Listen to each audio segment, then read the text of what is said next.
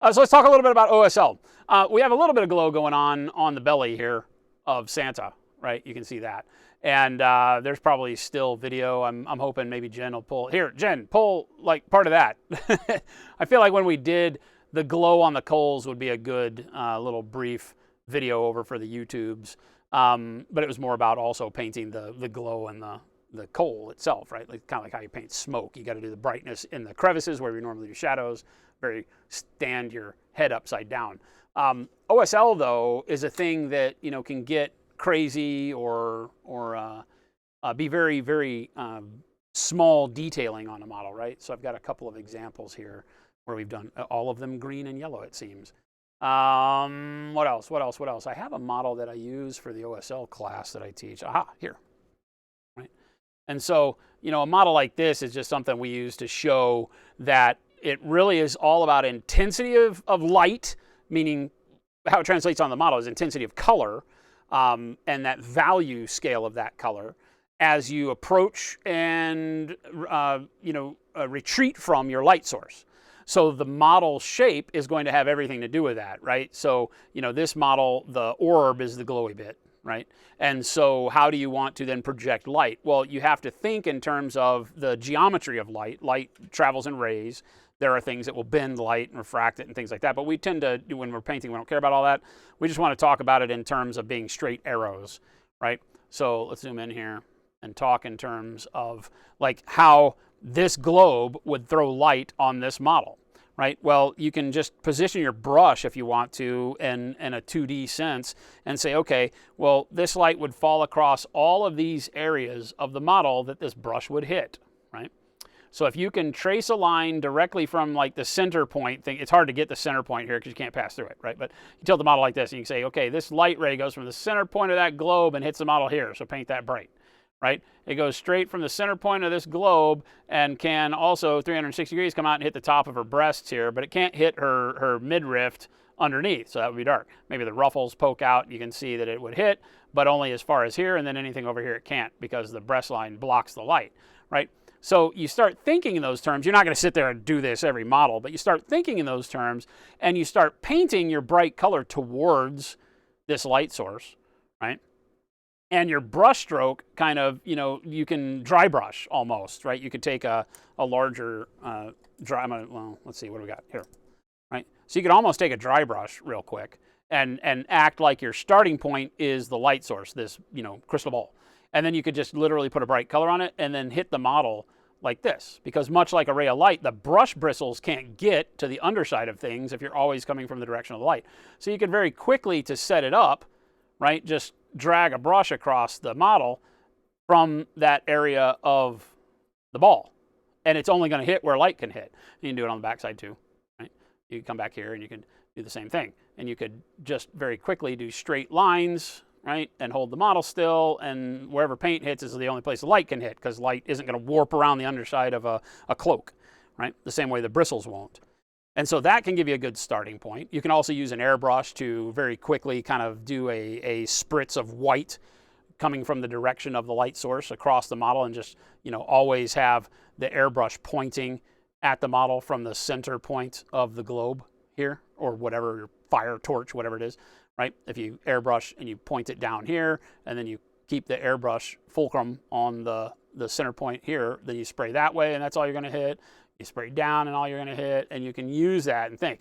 Now, you can't spray through the globe, so it is a little bit of you're going to have the airbrush off to the side at some point so that you can spray this stuff here. But, in general, hopefully that makes sense. And then it's all about intensity of light as you approach and retreat from that light source. Once you've got like white sprayed on here, it'll show you all the surfaces you need to paint. And then you paint your light source a particular brightness. And however bright that light source gets will determine how you want the rest of the model to look. So here I've got this bright turquoise color, and I keep that bright turquoise color on all of the areas facing it. So this is a pretty intense light, right? It desaturates everything that it touches, right? And then we get a little bit of a lesser glow as we go away. Now, at some point in time, I think I said if there was somebody asked, what if there was another light on this side, like something down here, like a lantern or something. And so we did a light coming back the other way too, right? So that you could give a light from one direction and one from the other, but not to overcomplicate things, right? So then it's really just making sure that, you know, in a general sense, if you want to overpower this is some hugely magic globe and bah, and it gives you this real dramatic Hollywood lighting, then you would do something like this, where I have the same kind of brightness on these surfaces that face the globe as I do on the globe itself. Now, when you want to do something that's a little bit less intense, right, we've got a deal here that isn't yellow-green, right? So we have a lantern that gives off a glow here, but it's a dull flame candle kind of a thing. So the only time you get the brightness that you painted on the light source anywhere next to it is when it's touching that surface. So that's the brightest, is right there at the cloth where it touches the lamp. That's the only place it's going to be bright. Then immediately we get dimmer light, like immediately, right? I mean, you can see how bright the lantern is right up close to the cloth, and then immediately we start going into the lighter yellows, oranges, and stuff. And by the time we get over here to reflective surfaces like the bone and maybe the leather strap, we still never go back to the brightness of the lamp, which is near white, you know, pale yellow or whatever. We never go back to that brightness on the skull and stuff. We want to tone it down because they're further away than the brightest thing, which is the, you know, the lamp itself. Right? The light source is always going to be the brightest thing. There are ways in reflective things, if you had like bright, shiny chrome metal in proximity, then you might have a piece out here that is brighter than the skull or the cloth, right? You can see the skull is actually brighter than most of the cloth around it because the material it's made out of, bone, could possibly be more reflective. And whereas the cloth around here soaks up all the light, the bone reflects it, and so you'll get more color and more brightness off of the bones than on the cloth. And so you play that game, right? Right. And so you just have to look. But again, you have to think, like, where does this light shine? It can hit the partial underside of his arm, but not this part close to the body because the hood of the lamp blocks that light. So you're going to have a ray of light that can go straight from the lamp up, but not over, right? It won't bend around that lamp. So you got darkness and then brightness. Then you got light coming out the sides onto the cloth, nothing down low because their light doesn't go down directly. Then it goes out towards the scythe, the handle there, right? So you just have to think in terms of where is that light going to go from the center, right? Now, in application, how do you then put that color on the model? There's a lot of ways to do it. This one, we just painted it. We didn't do anything fancy. We just painted bright and dark colors and got our light and whatever, right? On other models, I would go through and like this, doing the green glow, which is just kind of a close-in, you know, power glow on this maul, and then it would glow back off of this and hit, you know, because this would go, you know, 180 degrees domed, and then 180 degrees domed in your X and Y off of the face of the maul here, would give you a little bit of brightness over here on the floor maybe, right? So we did that just to have fun, okay? And again, the floor reflects more than the foot, so you get brighter on the floor. But on something like this, when you're painting, you might go ahead and paint the inside of this glow area like nearly white, if not white. And then, you know, do your glow color, in this case, bright yellow green, just very thin over the top of that. I spritzed this with the airbrush, right?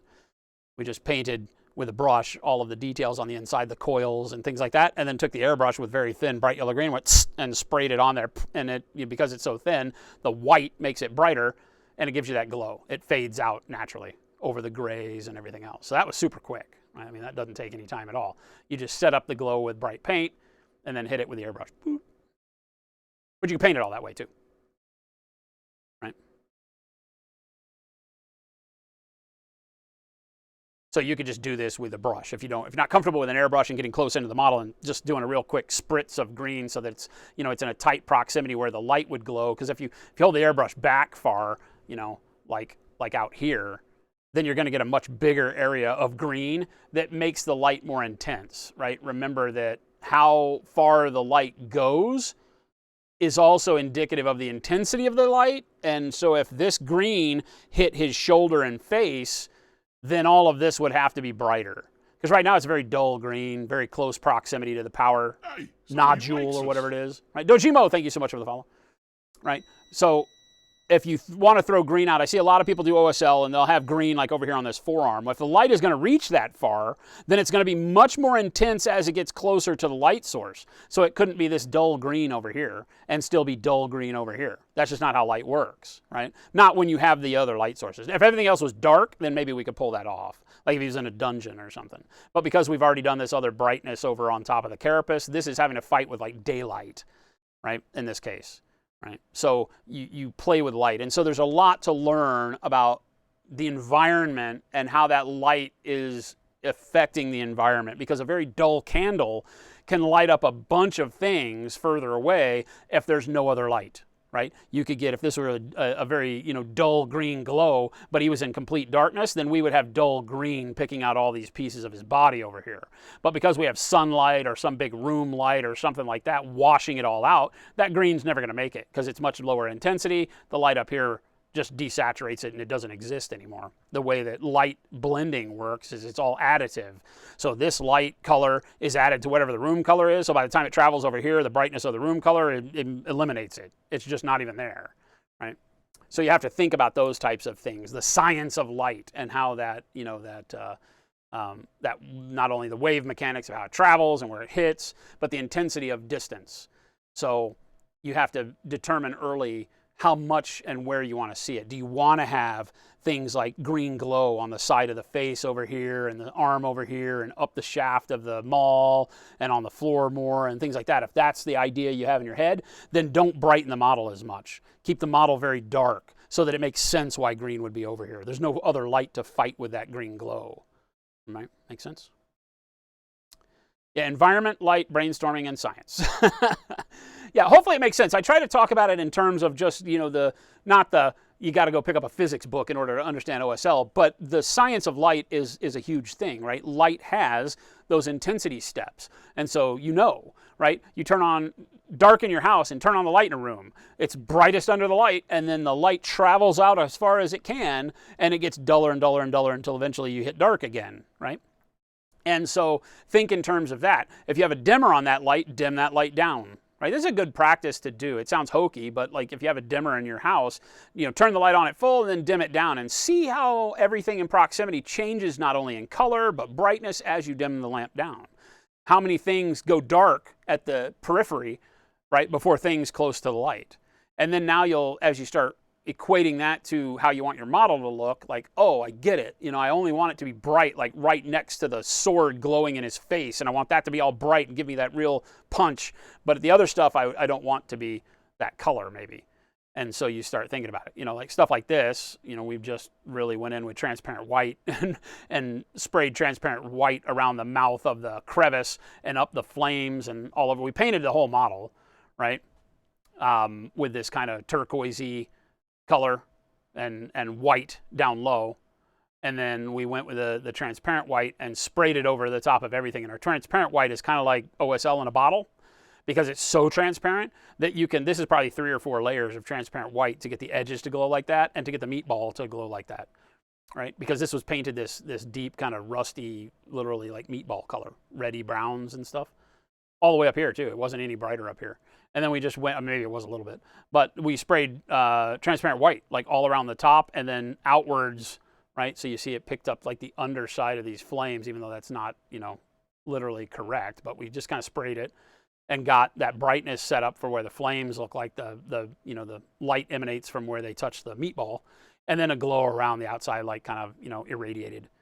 And then we took the bright yellow green, or I think we took transparent green and transparent yellow, mixed them together, thinned them way down, and then sprayed it all over the whole model. So this is super simple. We painted this in one stream, a couple of hours, and you get, Sigmar's Angry Meatball with a cool glow to it, right? So whenever you turn the light down, it still has that punch, like almost like a fluorescent, because the transparent white gives the brightness to everything you put on top of it. And also blends out to the surface of everything around. So every time you take a shower, you stare at all the different shiny things and try to figure out how the color and the different lights affect each surface. All right, it'll ruin you. Like painting and trying to do reflective surfaces and abstract light usage, like OSL, it's not really abstract, but sometimes it's very realistic, right?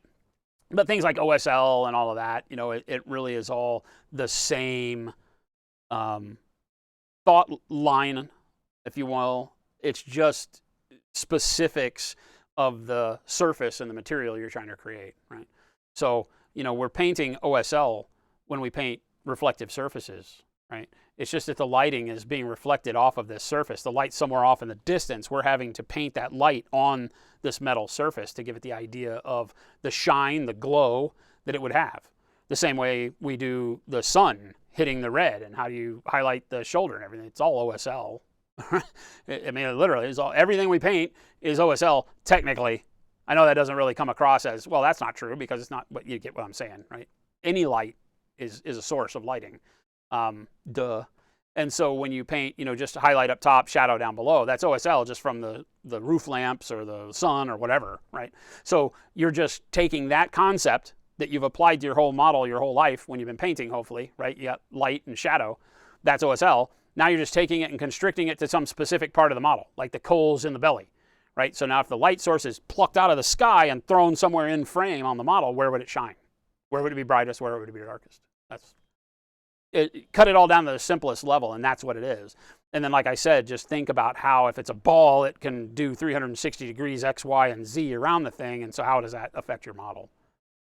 You know, if it's the inside of a belly of coal, it can only radiate, you know, in a very constrained space inside the belly, and then it would radiate outwards. So there's not a lot of OSL effect on the body of the model. It's all inside the oven, so to speak, or the, you know, the oven there, right?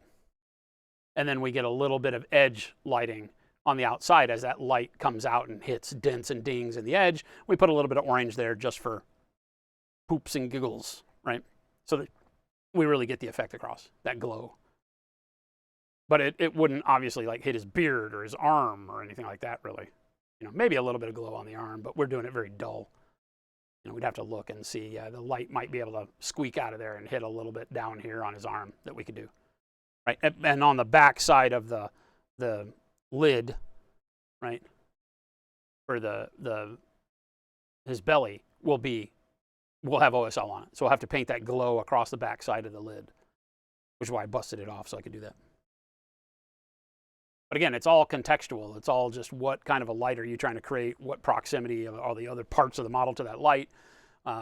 If you want lots of the model to have that glow on it, then that means that either one of two things is true. Either that light is very bright and can extend and overpower all the other light, or there is no other light, and that light is very somewhere not so bright and can still extend that far. There you go.